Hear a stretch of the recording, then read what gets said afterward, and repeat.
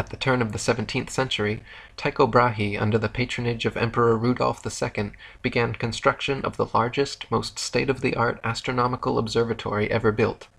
Upon hearing this, German astronomer and Freemason Johannes Kepler was determined to apprentice under Brahe.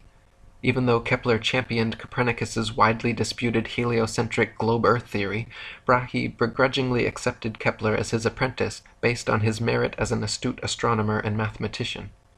Brahe allowed Kepler access to the observatory, but guarded his data and findings from him completely, which frustrated and angered Kepler to the point of eventually culminating in a heated argument between the two of them, resulting in Brahe kicking Kepler out.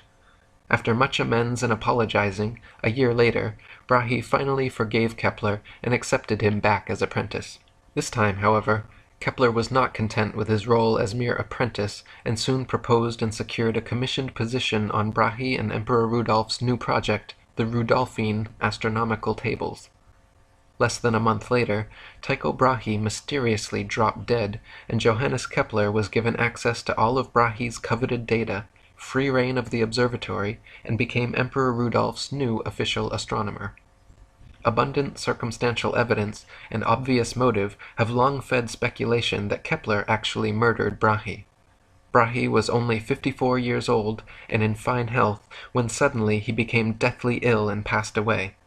His official cause of death was reported as a bladder infection, but subsequent autopsies of his body revealed toxic quantities of mercury present on his mustache hairs, which has led many researchers to conclude he was poisoned. The 2004 book Heavenly Intrigue suggested that Kepler had indeed murdered Brahe to gain access to his data.